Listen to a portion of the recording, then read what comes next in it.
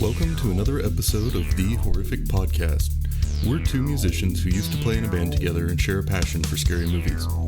Each week we pick a different horror movie and dissect it to figure out what it was trying to accomplish, how well it did, and maybe even some larger truths about why people watch horror movies in the first place. If you haven't seen the movie we're talking about, then don't worry. The first half of the episode will be pretty high level and spoiler free, and then we'll play a warning before we start talking about any major plot twists in the ending. Thanks for listening, and we hope you enjoy the episode. Alright, so we had a bit of a last minute audible with scheduling, and we decided to record 2 episodes today. And it was very last minute, and I know you don't like change or unpredictability, so I apologize. I fear it. It's the scariest part about these movies. Well, it's an enhancer for the horror, then. You should be thanking me. That's true. But it didn't work. But we needed to sort of throw together an episode quickly because of some scheduling stuff, because I'm going to be out of town. And I was trying to find a movie, so I just Googled best horror movies on Netflix, and one thing that came up towards the top was XX, which I had never even heard of. Yeah. But the description said it was a horror anthology, and we hadn't done one of those in a while, so I figured we should go for it. Yeah. And plus it's a free movie. Well, it's on Netflix, and you don't have to rent it for the viewers if they want to, or listeners if they want to. Yeah. Follow along and not have to pay money like we do. Yeah. And one thing that I'd read more about since I watched it is that all 4 of the shorts were directed by women. And that's something that people wrote a lot about. And I guess I hadn't really stopped to think that pretty much all the movies that we've watched so far were directed by men. I guess The Babadook was a notable exception, and she has another one coming out later this year. Really? Yeah. It's called The Nightingale. Oh, okay. Yeah, and it's set in Tasmania, when it was still a prison colony. I'm super excited about it. But anyway, what was I talking about? But yeah, so women. Some of the stuff. So for the record, they directed them all, but all were written basically by women, except for the first one, which was written off of a story that it's based on a short story. Yeah, by a guy, but she so it was written by women too. Yeah. But I guess some of the stuff I read talked about how all the shorts featured female themes. And I don't know, I feel like thankfully I watched it before I read about it. And in reading about it, I felt like the feminism was going to be a major thing that was in your face the whole time watching the movie. I didn't feel that at all when I was watching it, though. I think that people find it interesting to write about that, but I didn't feel like in watching the movie that was a thing that was being pushed on you or out of place, or the movie making was taking a back seat to it. I felt like it was just legit good directors making what they wanted to make. So it was just really interesting that it seems like the online presence around this movie feels really different than the experience of watching the movie. Did you feel the same way? Yeah, I think so. I think it's definitely I guess it's just something I had never really thought about before. When I'm not generally, I think one of the reasons I'm not really the type of person that kind of pays attention to directors or writers. I see a good story and I watch it, but I think it's definitely interesting concept that they did. I think it's if that's not the case, then I don't know what goes on in Hollywood, and if there's a need for more female directors, then absolutely you should give it to them. However, making it where they only have 20 minutes to show what they got is almost more frustrating for me than anything. Because it's 20 minutes isn't nearly enough time to actually develop. I would have gone for give me 4 movies by all these directors and writers. I'm down for that for sure. Yeah. But it's just kind of frustrating that that's what it come down to, where they had to do that. It's just like, God dang. Yeah. But anyway. Yeah, fair point. And something we've talked a fair amount about is just the getting fresh voices in horror is a good thing. Like, we don't need another reboot of Friday the 13th or Halloween. Right. Like, we don't need more of the same thing. And so anytime, just like we were talking about with Blumhouse, where you can get creative people, give them money to go do what they want to do, sometimes it's going to be terrible, but sometimes you're going to get something really good out of that couldn't have happened otherwise. And so, like, through the normal system. So anything like this where it's, let's take a chance. Let's see what happens. I think with us, like, we're here, and it's definitely frustrating that that's the case, that this kind of thing has to happen, because it's like it should just be normal. But it's like, I just want a good horror movie. Yeah, like, give me another, whoever writes it. I don't care who writes it. Give me another Babadook. Yeah. You know what I mean? So, yeah, I'm down for. But at the same time, I'm also kind of dumb, and I don't. It's like when we used to have the questions like the directing and stuff. It's like, I don't know, like it's just, it was shot, like there were cool shots, but like, other than that, it's like, I feel like, it's like, I don't know much about it. It's something I'd like to learn, but I'm not going to, because I'm simple. Let me introduce this. This is amazing. In 2017, anthology horror film XX premiered at the Sundance Film Festival. This film is an anthology of 4 short horror films, all by female directors, and only had a limited release in theaters. Each short is set in a separate universe and unrelated to the others, and explores a different type of horror. The budget for this movie was around $2 million, and it only brought in about $55,000 at its limited box office showing. It is currently available for streaming on Netflix. So, other than the fact that all 4 of the shorts were directed by women, did you learn anything about this movie? Let me see. Okay, the title of the film, XX. That's a fact. It's supposedly it's a reference to the chromosomes that determine genetic makeup for women.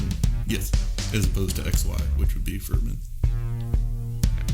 A reference to the female dominant crew behind the production of these short films. So, that's cool. That's a cool idea. Mm-hmm.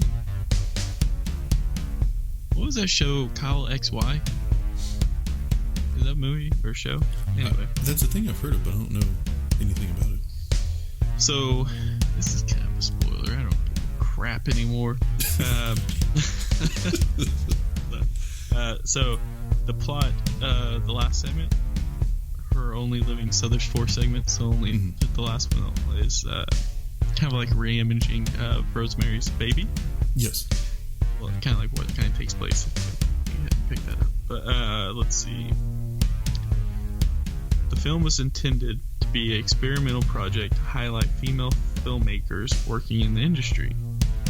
According to an interview with Jovanka Vukovic, sure, stated that this film was intended to give more opportunities to female directors, especially in the horror genre, due to the lack of female directors working in the industry. So there wasn't too many facts about it, because this isn't a super popular movie. Yeah. But kind of like what we had touched base on, where like it wanted to highlight female directors in the horror genre. Yeah.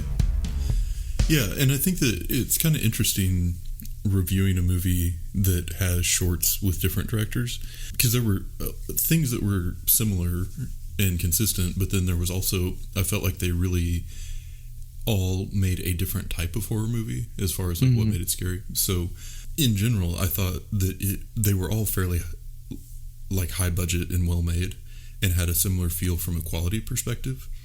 And there was enough consistency that it felt like they belonged together. It wasn't like one of them was shot like The Conjuring and then the next one was made like Blair Witch, where the camera quality is super bad, Yeah. And so I liked that, but one of my favorite parts of the whole thing were just the creepy in between scenes. They had like the claymation stuff, and it reminded me of something from like American Horror Story, where it doesn't have anything to do with the thing coming after. It's just a bunch of creepy stuff with creepy music, and there wasn't a story to it. It was just someone creative was allowed to be visually creepy with stop motion and like light piano music, and I loved it. Yeah, I think it was trying to kind of tie them all together in a way. So like instead of just like having "Are You Afraid of the Dark" kind of thing, it's kind of like the campfire with "Are You Afraid of the Dark." But it kind of helped tie it together in a way, in a weird way.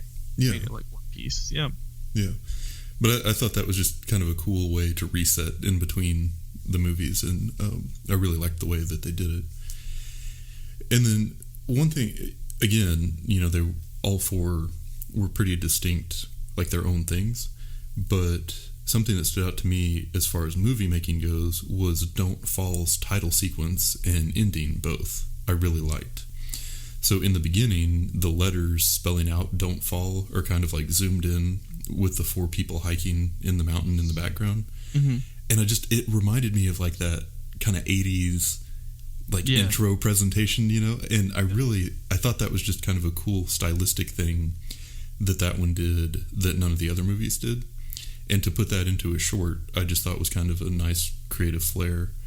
And then the ending kind of did something similar that I won't give it away, but yeah, I liked it. Made it stand out from the other movies. Yeah, I agree with you. Did anything really stick out to you as far as like how they were made or acting or any of that stuff?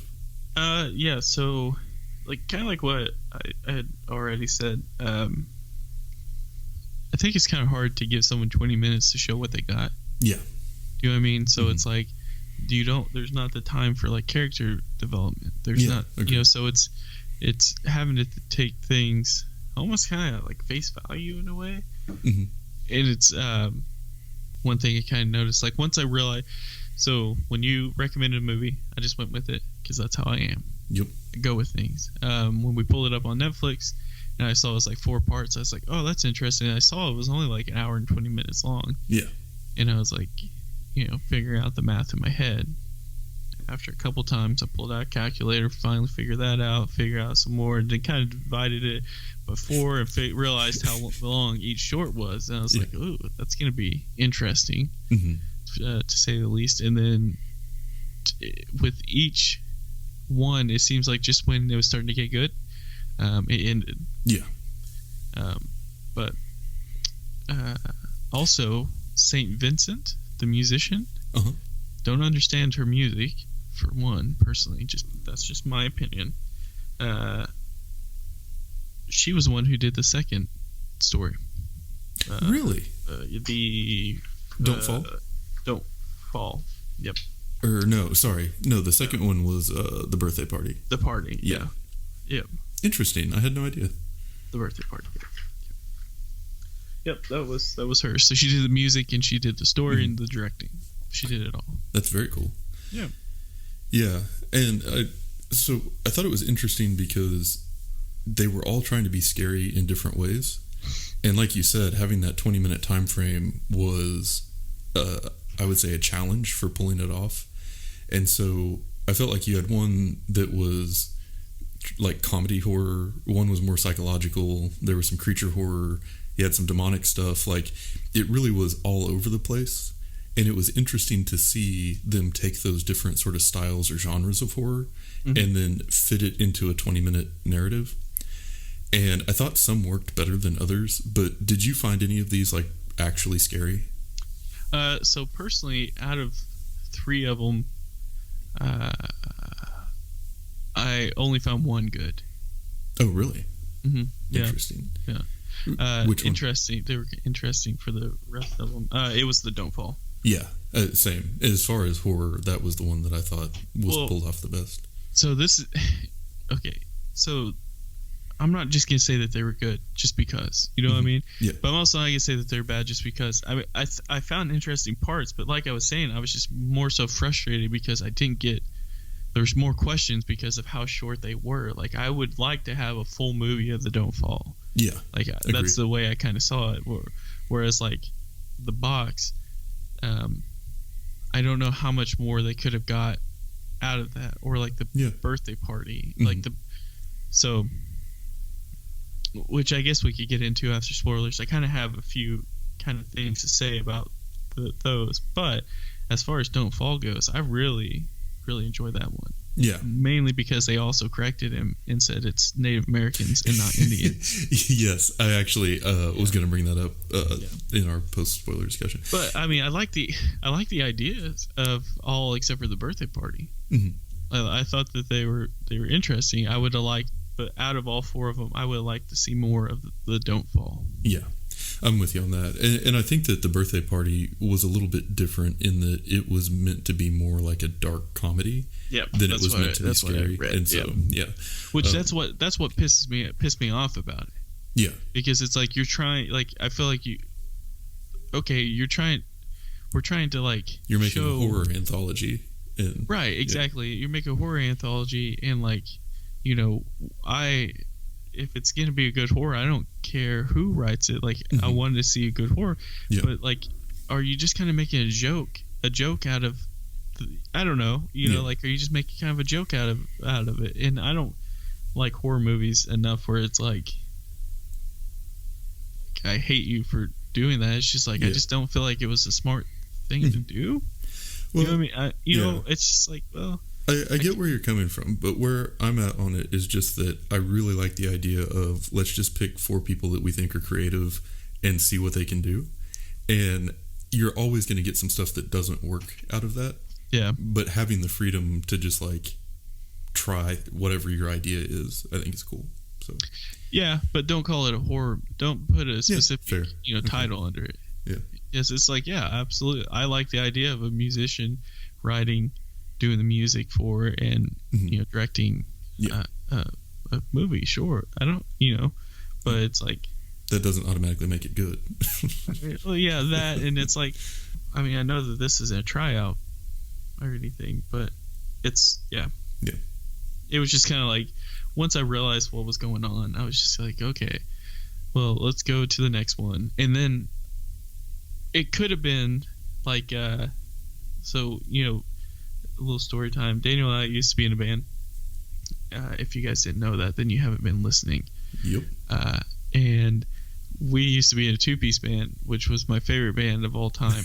Yeah. And closely followed up by Social Distortion, and then Daydream Empire. But anyway, so we played a show at a college town, and the openers were so bad. And they played for so long. I mean, and they were like awful. They were so bad that everyone left. Yeah. It was like just a house, basically. It was a house, and they basically, everyone left the house, but they were still like playing and recording inside. Yeah. And everyone had gone outside to smoke cigarettes and just talk until they were done. But they played for, how long did they play? Like an hour and a half? Yeah, it was supposed to be a 25-minute set, and they played almost an hour and a half. Right. And so when they were done, Daniel and I set up, and we have the best show that we had ever played. Mm-hmm. I would say. Yeah, no, I agree. Followed by the place in Tulsa, the house in Tulsa. But anyway, so I think it was like with Don't Fall, it was like, because I didn't necessarily enjoy the birthday party that much, maybe Don't Fall was that. It just seemed a lot better by comparison. Yeah. That's why, like, if you're in a band, if you're listening to us in your band or starting a band, you don't know this, you always get crappy openers, but get crappy openers, but also get like an opener that can pull in a crowd. So that's it. Yeah. Okay, so the moral of that story was that Don't Fall may have seemed better by comparison because the birthday party was so bad, much like the way that we probably seem better to people in that show because the opener was so terrible. Yeah, it's like, we're obviously not that great, but we had everyone dancing and singing that night. Yeah, that was it. Because, yeah. Well, all right. So my plan for the rest of the episode is just to play the spoiler warning and then go through each one of these kind of in more detail. So let's do that. Warning, warning, warning. Spoilers, spoilers, spoilers. This is your warning. Warning, warning, warning. Spoilers, spoilers, spoilers. This is your warning. If it's not obvious enough, warning, spoilers. Okay, so the first of the 4 short films was called The Box. And the general premise was that there's a woman on a train with her kids. The son is sitting next to an older man who has a wrapped present in his lap.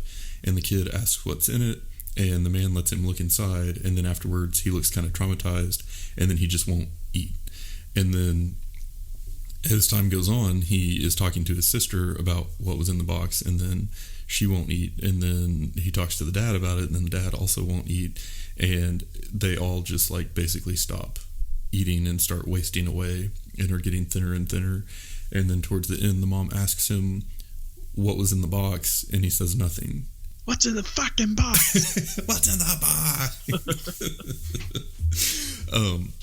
But I think the key to unlocking the story is there's a part where the mom in the middle has a dream about, and she wakes up and she is laying on her back on the kitchen table, and the family is like cutting pieces off of her to eat, and then she looks really, really happy.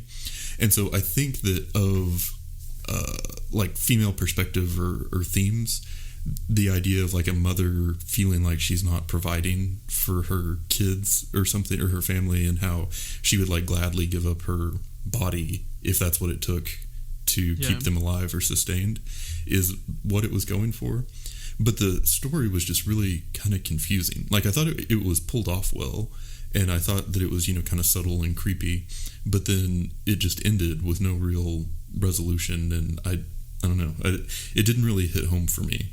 Right. I think that was the thing that, like, so you kind of picked up on, like, the whole not eating thing, and how, unfortunately, I mean, for me, like, this is just my thought, unfortunately, and you hear, like, a lot of females go through, like, the whole starving themselves to, I assume, because of the images that are expected upon them.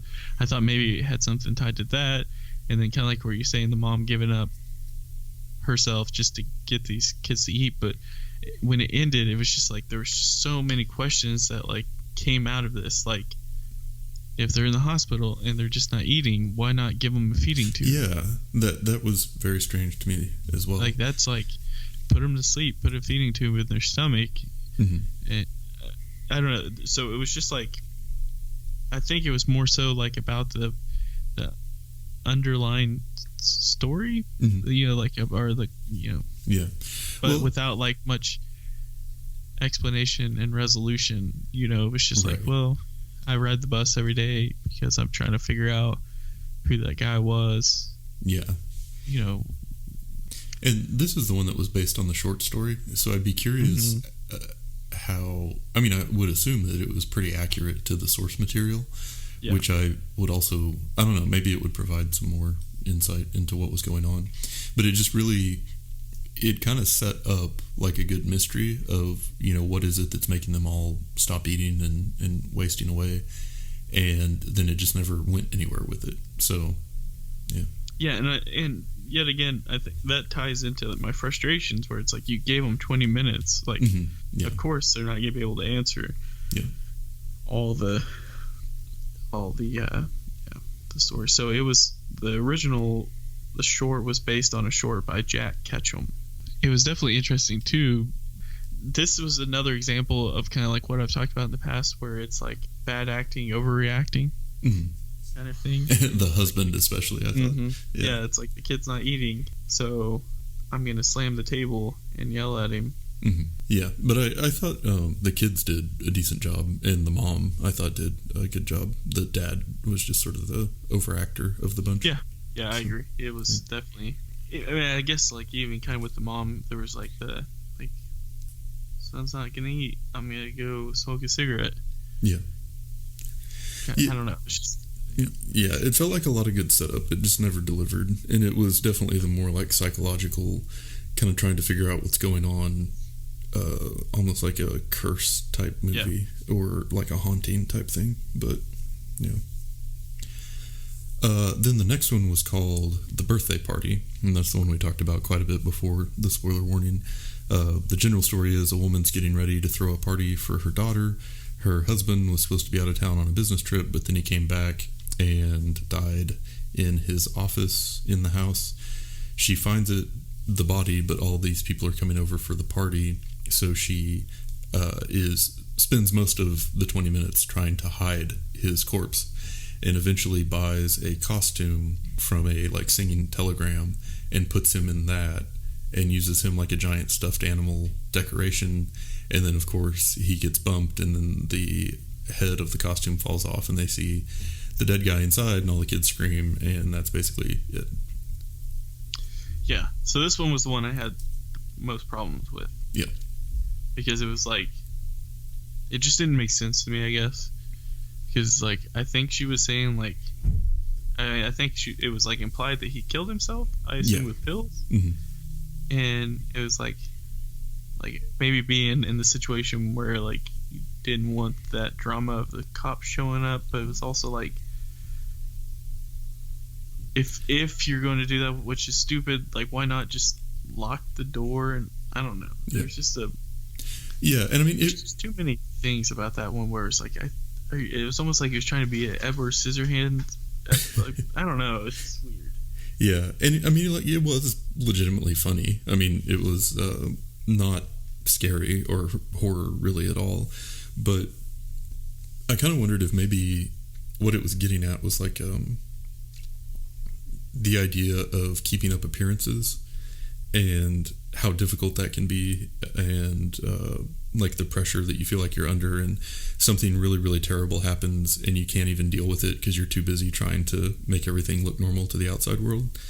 And I mean, that's fine. It's just not scary. So right. Yeah. And yet again, I stick to my guns where it's yeah, don't call it a horror if it's not going to be a horror. Yeah. Well, and otherwise, especially all the Jack Black comedy, yeah, that I mean, it's just okay, I get it. And especially after how dark the first one was, this one really stood out in contrast. So yeah.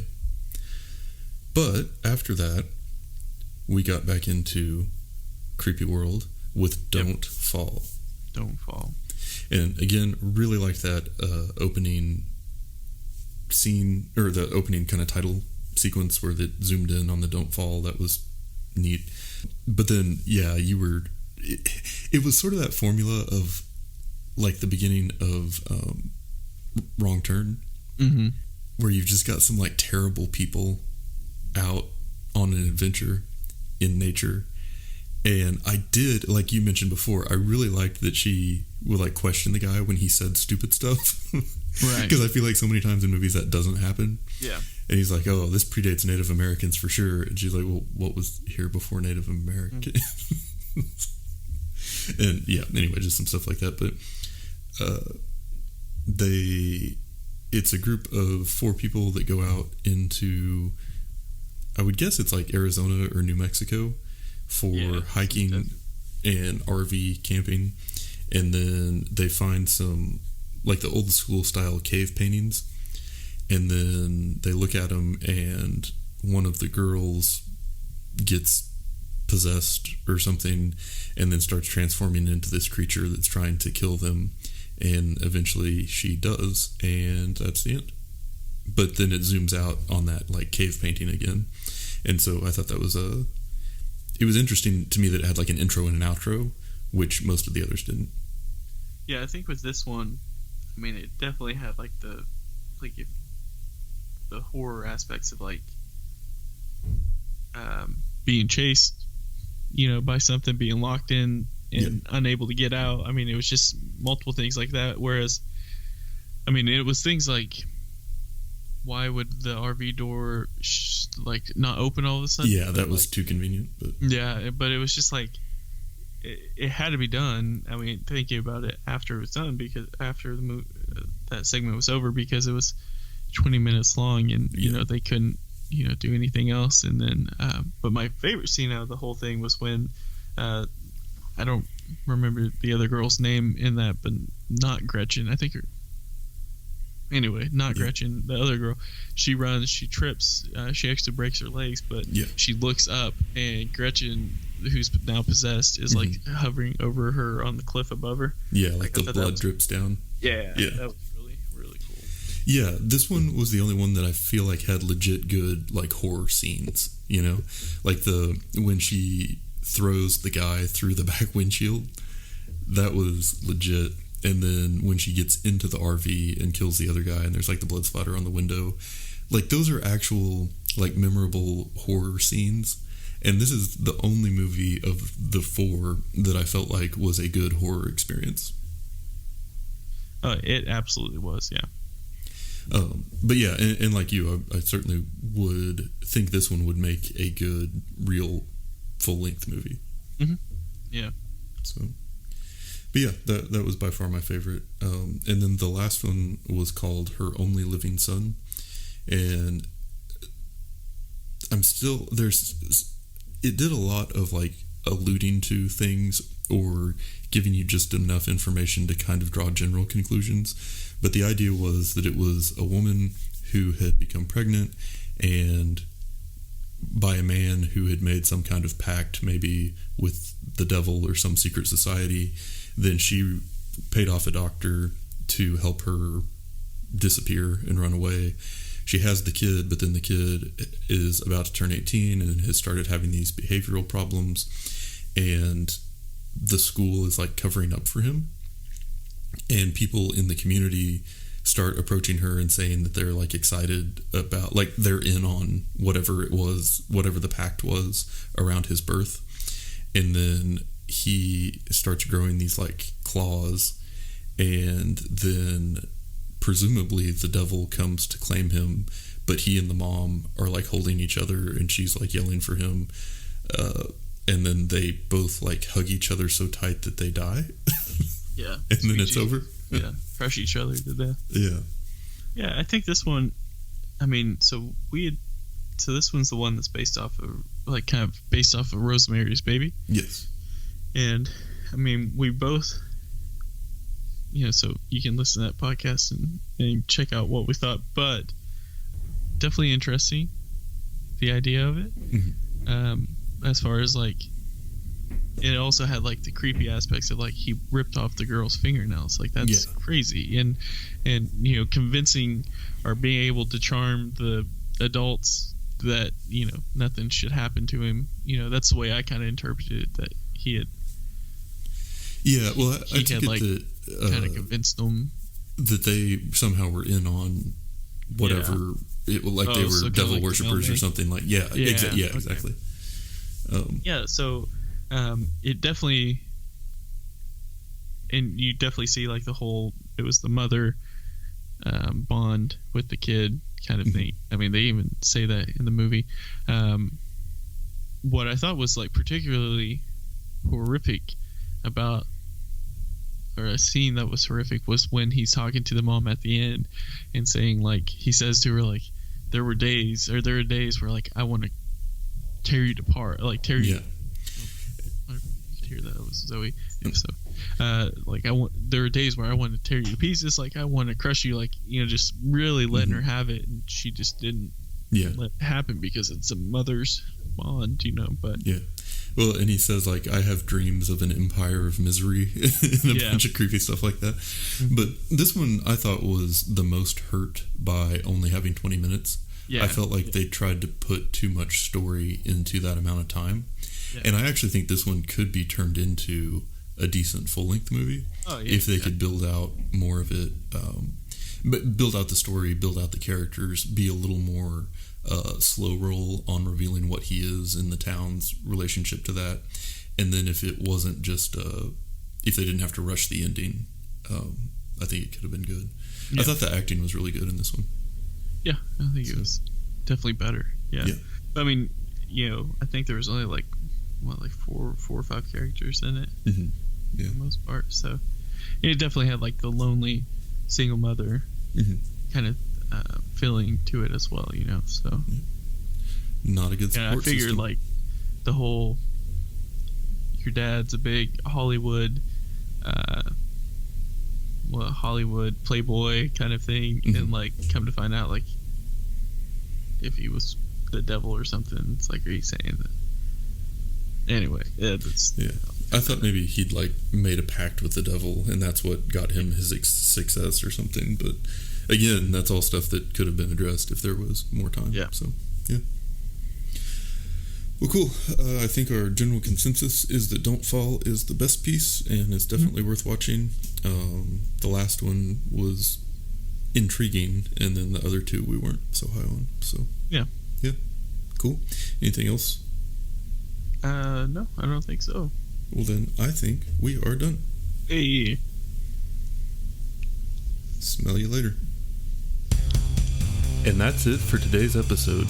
If you've listened this far, then thank you, and we hope you've enjoyed it. We're always looking for new ideas, so if you have any questions, comments, or movie suggestions, please send us an email at thehorrificpod@gmail.com, or feel free to comment on or message our Facebook page.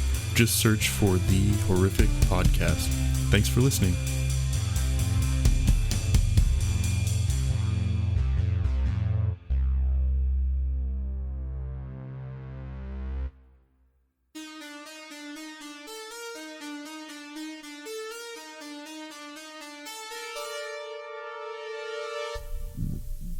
Let's, yeah.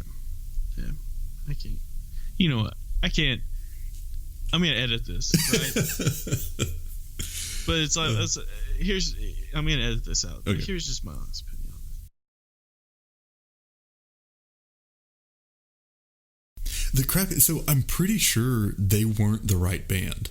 No, they weren't. Like it was supposed to be someone different, and then they were confused about where they were playing. They just kind of showed up, and they were like, "Yeah, no, I don't think that was the show that they were supposed to be playing at." And I don't know if there was like another like venue with a similar name or something. Yeah, because the band that actually was supposed to open never showed up. So yeah. It was crazy. It was man. a weird I was night. thinking about that the other night. It's like, God, that's such a just strange. Yeah.